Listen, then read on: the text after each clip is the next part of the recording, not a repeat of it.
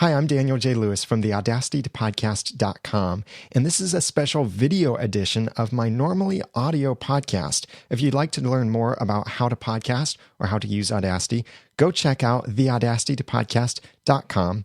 Otherwise, enjoy the episode. Welcome to the Audacity to Podcast, episode 110, 8 time-saving tips and tricks for editing audio with Audacity.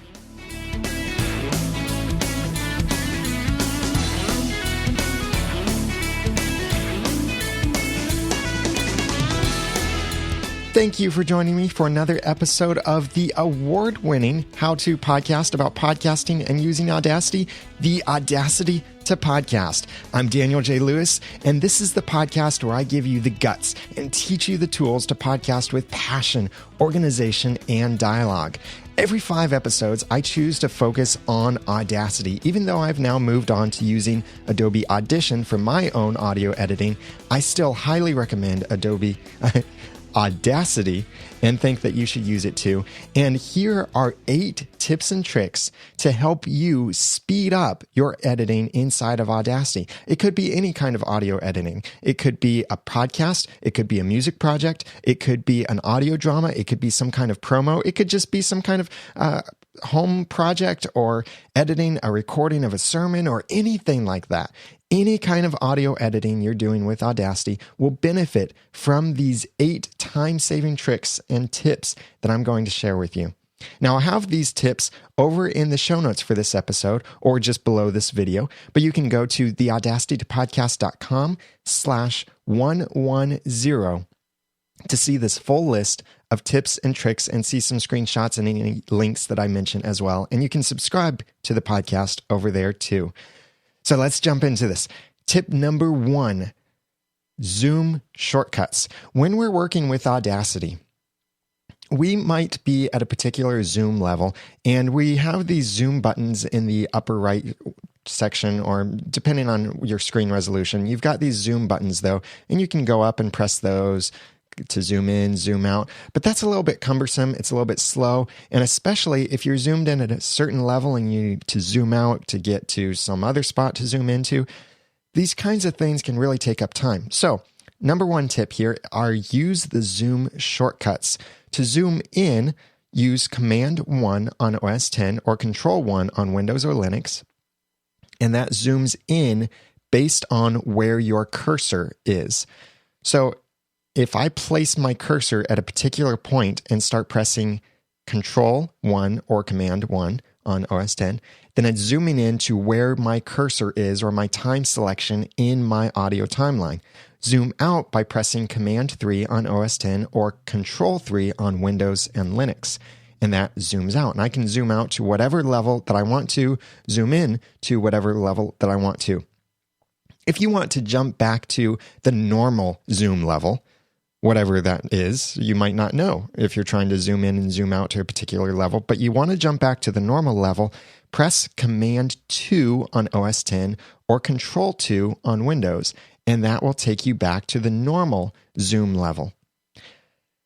Now, if you want to do some more drastic zooming, like see your entire project inside of your window, then press Command F on OS X or Control F on Windows, and this will zoom out to your entire project. Now, don't worry if this takes a little bit of time, because the bigger your project is, the more time this is going to take to zoom out. So your computer has not locked up, Audacity hasn't crashed, it just takes it some time. The more complex and the longer your project is, the longer it will take to zoom out to this full view of fitting everything inside of the window. So that's Command F on OS X or Control F on Windows to fit, that's where the F comes in, to fit everything within your window. Now, that's everything horizontally, but if you have multiple tracks of your project, then you might have to do this scrolling up and down in order to see all of your tracks. Now, I just duplicated a track for an example, but it doesn't all fit inside of my window. So no matter how I zoom by pressing Command 1 or Command 3 or Command F on OS X or any of the equivalents for Windows, no matter how I do that zoom, I still have to scroll up and down. Well, there's another quick shortcut for this that will fit all of your tracks vertically inside of your window. And that is press Shift-Cmd-F on OS X or Shift-Ctrl-F on Windows. And this resizes your tracks vertically so they fit within your window. Now, depending on the size of your screen, you may see more or fewer tracks, but this will be a way that you can see them all and see how all of the tracks line up with each other vertically so you can move things around and continue with your audio editing. So that fits everything vertically in the window. Shift-Command-F or Shift-Ctrl-F if you're on Windows or Linux. Now, maybe keyboard shortcuts aren't quite the thing for you. Now, I highly recommend keyboard shortcuts because they help you save time. That's what all of these tips and tricks are about, saving you time in your audio editing. But if you want to combine your mouse with this, then on OS X, hold down Command, or on Windows or Linux, hold down the Control key, and then use your scroll wheel, and you'll notice that you can zoom in and out of your project. Now, this time, instead of zooming in and out based on where your selection cursor is, that's the little line in your audio project, this is zooming in and out based on where your mouse cursor is. So I could place my selection cursor anywhere on the screen. It could be off the screen, doesn't matter. But where my mouse cursor is where I'm zooming in. So it's a quick way that just position your mouse where you want to zoom in, hold down Command if you're on OS X or Control if you're on Windows or Linux, and use your scroll wheel. Now, the direction that you turn your scroll wheel really depends on a lot of things now. Traditionally, you would have scrolled up to zoom in and scrolled down to zoom out. Well, OS X flipped that a couple years ago, and some other computers and operating systems also flip that, or they give you the option to flip it. So here's what you do. Hold down Command or Control on your computer. Use the scroll wheel either on your mouse or on your touchpad or your two-finger scrolling, whatever, and then remember which direction it works for you. Because I can't give you an absolute direction. There is no absolute direction. It's different for different people. So those are all zooming shortcuts that you can use to quickly zoom in, zoom out, and get around inside of your project. I'll have these in the show notes at theaudacitypodcast.com/110 if you want to review these. Also, we have some other scrolling shortcuts. Now, normally the scroll wheel, if you have a basic project with maybe just one or two tracks inside of Audacity, the scroll wheel won't do anything. If you scroll up and down, nothing's going to happen. If you've got a lot of tracks, then scrolling up and down will scroll up and down vertically between your tracks, but it doesn't scroll along the timeline.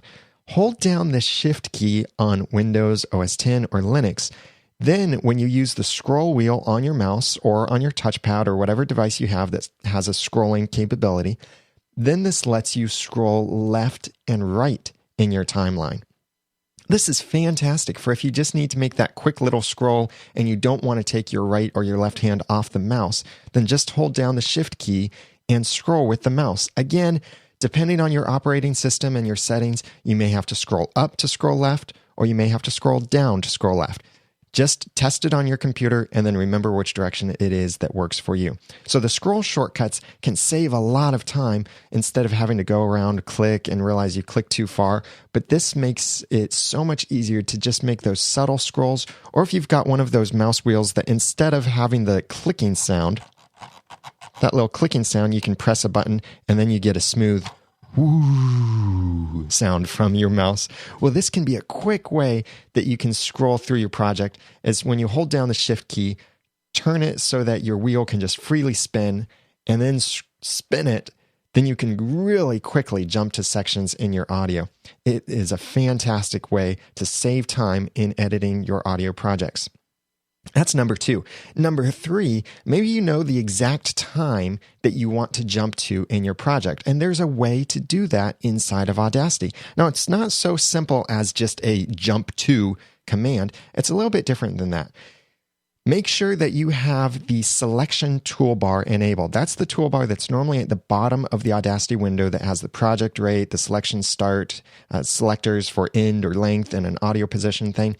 That's the Selection Toolbar. If you don't see it, then go up to the View menu, go to the Toolbars, and place a check mark on Selection Toolbar. So assuming that you see this, go to the field just underneath Selection Start, and it will say whatever time of where your cursor is. Now you can right-click on this and change how it measures that time to be more precise, less precise, whatever. I leave it at the basic hours, minutes, and seconds because I don't really need super precision numbers there. I do super precise selections, but I don't really care what number displays there. So just make sure that Snap to is not checked. But here's what we can do. If we know a particular time that we want to jump to in our project, let's say we want to jump to 8 minutes and 15 seconds. So we just enter that in there, press enter. Now here's the thing. Your display will not change yet. What you need to do after this is double tap the space bar. This will quickly play and then pause your recording. And this is how we get around the fact that Audacity doesn't jump, but Audacity's default behavior is to follow your selection bar as it's playing. So if you start playing and the selection bar is outside the screen, it'll jump to wherever that selection bar is. So after I've entered my time and pressed enter, then double tap the space bar. And you heard it play, just a little bit of audio there. That's because it jumped to 8 minutes and 15 seconds. And I'm now at that point, and I see that point in my audio. And I can hold down the Shift key and use my scroll wheel to scroll left or right if I want, or I can zoom in by pressing Command 1 or Command 3 or anything like that to be able to zoom in and zoom out of my project, or use the shortcut with my mouse, anything like that. So I can do my audio editing from here on out. Now, speaking of editing, if you're recording a podcast, audio drama, anything like that, I highly recommend that you keep a little notepad next to you. And whenever you know there's a spot that you're going to need to edit, you might be the producer, you might be one of the talents, whatever. If you can do this or have someone else do this for you, maybe when you make a face or something, keep a log of where you're going to need to make edits later. This can save you a ton of time just keeping this log, because instead of having to listen to your entire project to find out there's areas you need to edit, you have a list of the areas that you need to edit. But here's the tip. Backwards editing. Very, very key. This is, instead of editing forward, where we edit what's at the beginning, then what's at the end, or through that progression, we're editing things backward. Here's the problem. Let's say I want to make an edit at 8 minutes and 15 seconds. So in my project, this is a sample project, by the way, from my Once Upon a Time podcast, which you can check out at oncepodcast.com. I did a special review of the soundtrack by Mark Isham for the TV show Once Upon a Time. So here's a little sample of how this project sounds. It's my voice and then some music of the curse.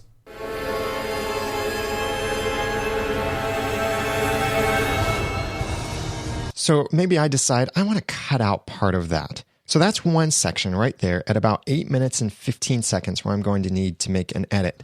Well, let's also say that I want to remove about a minute of just rabbit trail that I went on starting at 2 minutes. At the 2 minute mark, I need to remove 1 minute of audio because I just went on some rabbit trail and blah, blah, blah. It doesn't need to be in there. So we'll say I need to edit that. So here's the problem. If you edit forwards and you start at the beginning and make that edit at 2 minutes, because you have on your list that you need to make an edit at 2 minutes and you need to make an edit at 8 minutes and 15 seconds.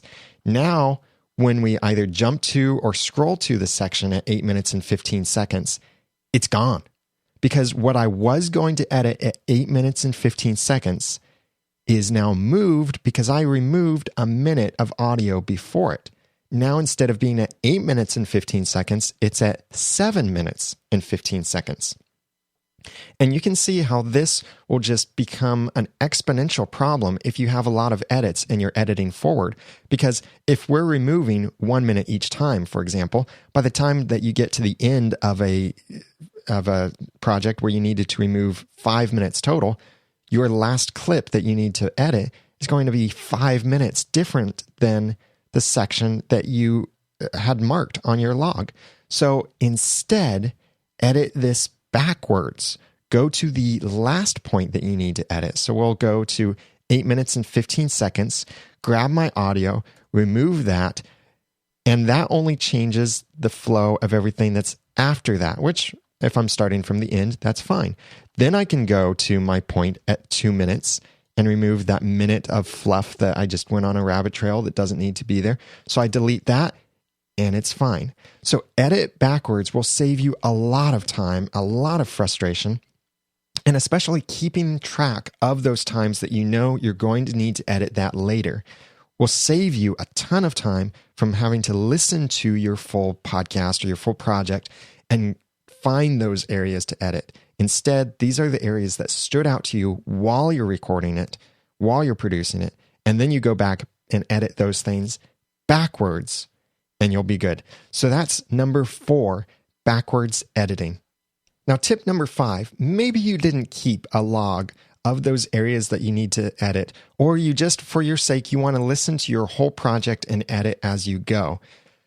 Well, then it's going to take at least however long your project is to just listen to it in order to edit it, let alone how much time it takes you to make your edits as you go along. So if you have a 1-hour project, then it's going to take you at least 1 hour just to listen to it to know what sections you need to edit.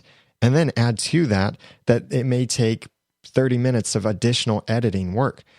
Well, here's a way to speed this up. And I want to give props to my friend Dave Jackson from School of Podcasting for also discovering this around the same time as I did. And he shared this Audacity tip in his podcast, which I'll have a link to that specific episode in the show notes at theaudacitypodcast.com/110.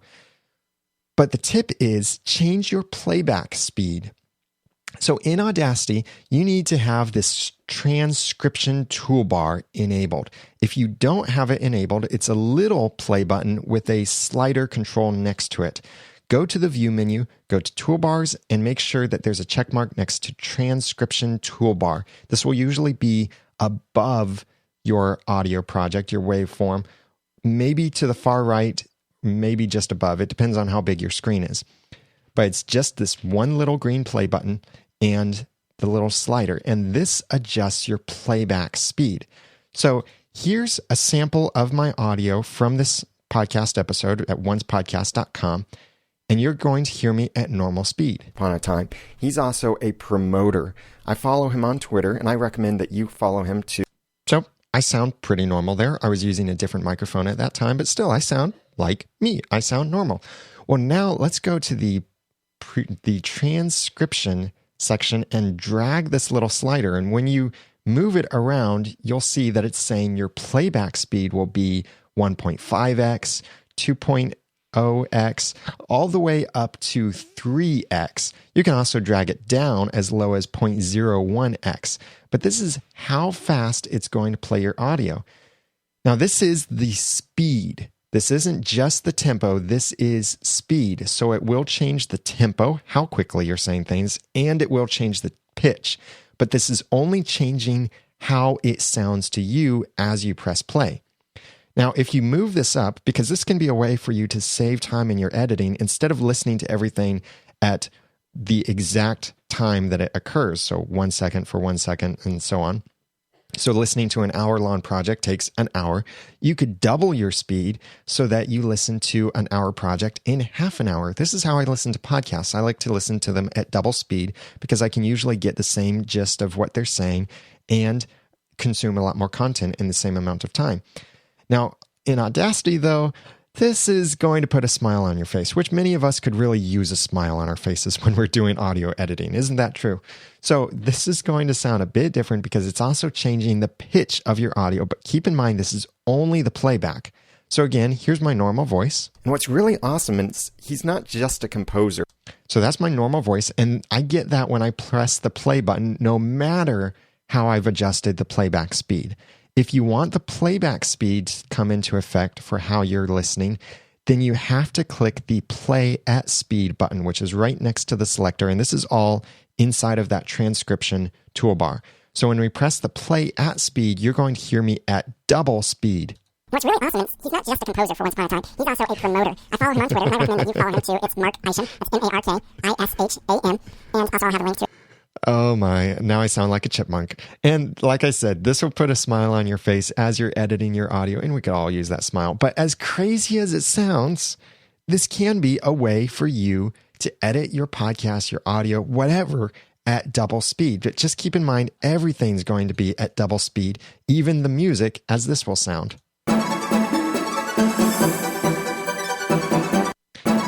It's at double speed and the pitch is different. Now, if you want to stop the playback of this double speed or whatever times that you set it at, then you can just press the space bar or press the normal play pause button and that will stop it. If you want to resume playback at that fast speed, then you have to press the play button on the transcription toolbar that says play at speed. So this can be a way to edit your audio much quicker because you are listening to it at double speed. So instead of listening for an hour, you could be listening for half an hour and edit an hour-long project in an hour or even less than an hour because you're listening to it super fast. You're listening to Chip and Dale, basically, with your audio project. It's crazy, but it works. And wouldn't you like to save time if it works? And believe me, you want to do it. You want to hear yourself. You want to hear your voice or your boss's voice or someone's voice sounding like a chipmunk. You can find out more about what I did there over at theaudacitypodcast.com. But for this episode... Yeah, and we can adjust that. So that was at 1.5x. I'll move it down to that was at 2x. I'll move it down to 1.5x. You can find out more about what I did there over at theaudacitypodcast.com. So you can check that out to learn how or to edit your audio much more quickly. So that's tip 5. The 6th tip is labels. Labels are kind of a forgotten feature of Audacity because we think of Audacity as just being audio editing, but you can also put in some labels to help you with your audio editing. This can make navigating your project easier because you'll know you can mark a spot and be able to quickly find and remember whatever that spot is for whatever reason you have. Now, to do this, first you need a label track. It's going to look kind of like a blank audio track, but this is just for labels. So go to the Tracks menu, go to Add New, and then click Label Track. You'll get this blank label, and there are a couple ways that you can add labels to this, actually a few ways. One is you could just click inside of the label and type. So I've clicked, and I'll type in there, this spot needs editing. There might be another spot where I decide that, at 1 minute and 30 seconds, I need to insert an ad here. So I'm creating point labels. There are 2 different kinds of labels that you can create, point labels and region labels. Point labels just refer to a spot. So it could be like I say, ad starts here or intro is here, anything like that. These are just points. But labels don't have to be just points. They could also be regions. And the way that I could create a region, there are a couple ways I could create a region. Either create the point label and then drag the little triangle handle that you'll see next to your label out, and this creates a region label. The other way that you can create a region label is select your audio, whether you have sync lock tracks enabled, it doesn't matter, but select your audio and press Command B on OS X or Control B on Windows and Linux. And this will turn your selection into a region label. So I'll say this area needs cleaning up. So now I have my label. Now, here's what's also really cool. This is a way that you can remember selections of audio. Not just that something is here, but you can select that thing. So with this set, click on your label and it will select on a region label, that is, it will select that region of audio. Now it will select the area closest to your label track. So this might be the areas above and below, or this might be one track above it. But the best way, if you want to make sure that you get all of your tracks selected, is enable the Sync Lock Tracks feature. Then when you click on your label region, then you can do your edits. You can do whatever you need to. Podcast.com/41 because you have selected your audio, and now you can delete it, you can move it around, you can do whatever you want. This is a great way to remember selections of audio. So those are a couple ways that you can add label tracks, but you could also do it while you're listening to your project. So this works great for if we've got our playback speed at 2x, and while we're going, we want to just quickly mark the spots we're going to have to go back and edit. So the way we do this is on OS X, press Command period. On Windows or Linux, press Control-M. The reason it's different this time is because Command-M on OS X minimizes a window, so you don't want that to happen while you're listening. But I'll set my project here at 2x speed and then play it back, and I'll play it back a little bit quietly too so it doesn't conflict with my voice. So I've got the project going in the background, and I decide, right there is a spot I need to edit. So I press Command period, and it adds a spot. And I could even quickly label my spot. Add goes here. And press enter and it saved that label. So I keep listening and I find another spot that I need to edit. Okay, that's a spot I need to edit. And then here's another spot I need to edit. And here's another spot I need to edit. And boy, we just got to make a lot of edits here. So, there's another spot I need to edit. So very quickly, I get to place my labels inside my audio while I'm listening to it. And that is by pressing Command period on OS X or Control-M on Windows or Linux. To delete a label, select the text or edit the text inside the label, remove it, and then when you have no text left in the label, then press the delete or the backspace key one more time and the label is gone. Or you could also just remove the whole label track. To move a label around, click on the little circle in between the triangle handles, and that allows you to move it left and right along your timeline. And if your labels are going to overlap each other, like if you've got a lot of text but several labels in the same section, then they intelligently reposition vertically so that they're not right on top of each other, but then you can still read both of them. This is a great way to add notes to your audio, to remember sections to edit, and especially a way for you to save time while you are recording. And in fact, speaking of while you're recording, you can even add these labels while you're recording. So while I'm recording here, I realize that I just said something I need to edit. So I press the Command period key on my Mac or Control-M on Windows, and it adds that point to say, this is a spot I'm going to need to edit.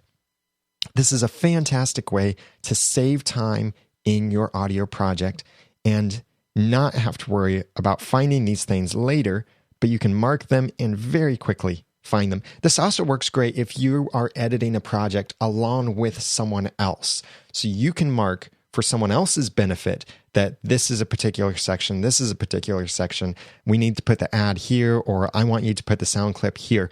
Anything like that, you can insert it in your track so you don't have to send a message with it to say, at such and such time, do this. Now, when you have these labels in your audio project, it's also important that you remember to select your labels when you are editing your audio. So if we have a label track and we insert something here, then if I treat this like another audio track, make sure that you either have sync lock tracks enabled or you drag down to include the audio. So as I include audio that includes one of these label tracks, I select audio that includes a label track and one of my specific label points, then I press delete. It will also delete my audio. So keep that in mind as you're working with audio tracks or label tracks, because you don't want your labels to get mispositioned as well. You want them to stay with your audio. So I really recommend editing with sync lock tracks enabled anyway, and that helps ensure that everything stays together. So that's tip number 6, labels. Tip 7, chains. Now I talked about chains in Audacity on both a video in YouTube and a video over on my website. But if you want to check out to learn how to set up and use chains in Audacity, go to theaudacitytopodcast.com/95.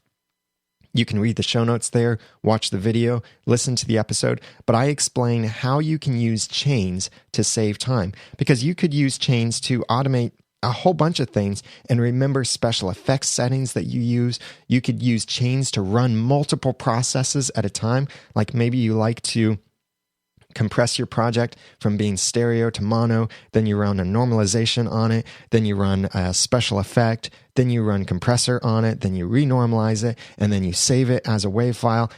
All of that can be set inside a chain. It's a major way to save time. Anything that you find yourself doing a whole lot, repetitive tasks, so that you have this particular workflow of repetitive tasks, turn it into a chain and it will save a lot of time because you won't have to keep going through your project and doing each one of those steps. So, for example, I have a chain in my project where I have a particular set of Chris's dynamic compressor settings that I like to apply to my audio. So when I select my audio, or I could select an entire track and I choose to apply the chain, I apply it, it runs the compressor settings on that portion of my audio, and I don't have to remember my settings. This is fantastic because some plugins do not remember their settings or do not let you save presets. This is a way you can save presets and save time editing your audio with Audacity. And the eighth way and final way for you to, well, I wouldn't say final, but final on my list, for you to save time editing audio in Audacity are keyboard shortcuts.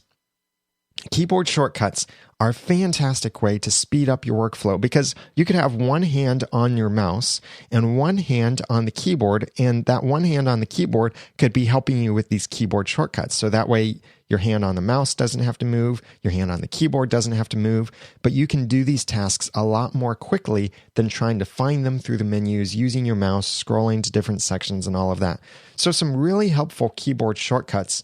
Just to throw a couple off the top of my head, you can create a new track by pressing Command-Shift-N on OS X, or that would be Control-Shift-M for new on Windows or Linux, or some of these other commands.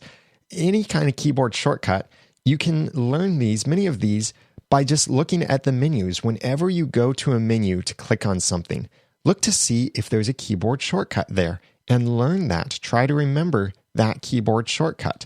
Like, did you know that you can press J to jump to the beginning of a particular audio track and press K to jump to the end of a particular audio track? That's a lot better than what I was doing before. What I was doing was I would click to select the entire audio track, and then I'd press either the left key or the right key, or press home or end, but that wouldn't always work.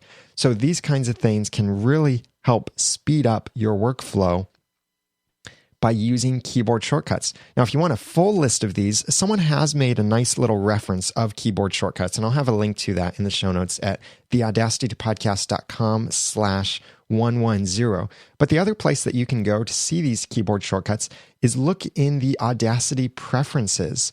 The way that you do this is on OS X, go to the Audacity window. On Windows and Linux, I believe that's also the same actually on Linux. On Windows, go to the Edit menu, but choose Preferences.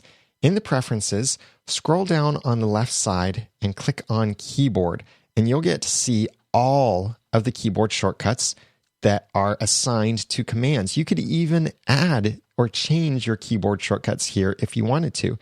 Like, something that I like to do is I find that I use the normalization effect a lot.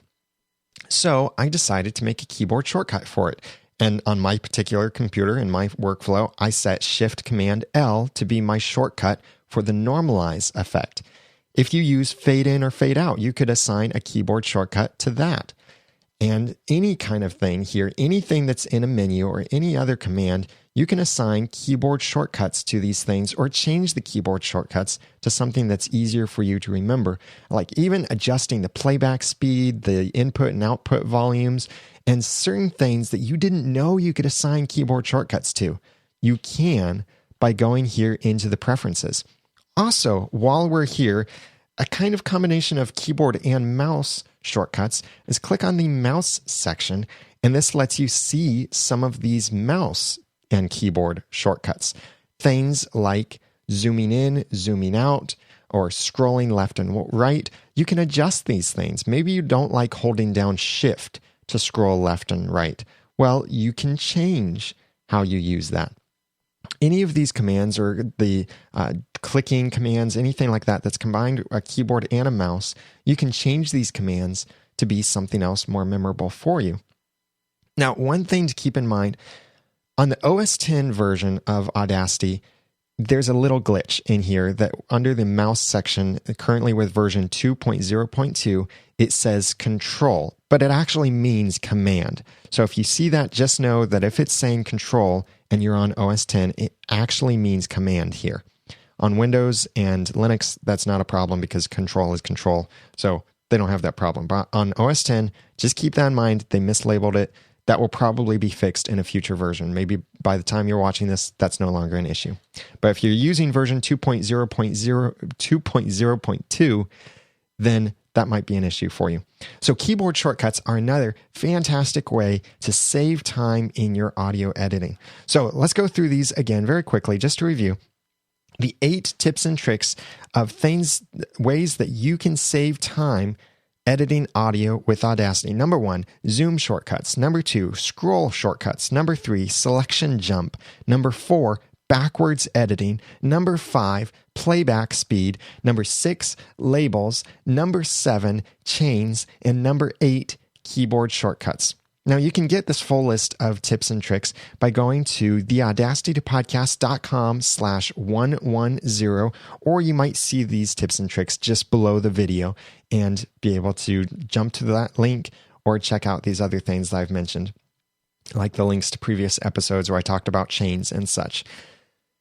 Now, I would love to hear from you. What did you think of this? What are your time-saving tips that you use whenever editing any kind of project in Audacity, whether it's music or podcasts or just regular speaking or audiobooks or dramas or anything like that? What do you do that saves you time while editing in Audacity? I'd love to hear from you. Please comment just below this video, wherever you're watching this video. If there's a comment box, comment there, or you can go to theaudacitypodcast.com/110 and comment on the blog post for this to be able to tell me what you do that saves you time in editing with Audacity. I'd love to hear your creative tips, and you can get the links there at that same address. Or if there's anything you'd like me to cover in video or audio form for the Audacity podcast or talking about Audacity, please email me, feedback@theaudacitypodcast.com, or call 903-231-2221, or you can also go to theaudacitypodcast.com and click on the send a voice message link to record a message right from your computer. Now, if you go to theaudacitypodcast.com, you'll probably notice that it's now mobile friendly. So check that out on your mobile device, and it looks really cool. I'm really happy with how it turned out. Big thank you for voting for me in the podcast awards. I am thrilled and honored to say that the Audacity podcast won the award for #1 tech podcast in 2012. This has been, it just blew me away that I won this award. But thank you so much for voting. And I hope that then you will also be an award winner with your podcast. That's what this is about, theaudacitypodcast.com. Please follow me on Twitter @TheRamenNoodle. And check out the other episodes and subscribe, leave ratings and reviews on iTunes at theaudacitypodcast.com. And now that I've given you some of the guts and taught you some of the tools, it's time for you to go podcast with passion, organization, and dialogue. I'm Daniel J. Lewis. Thank you so much for listening.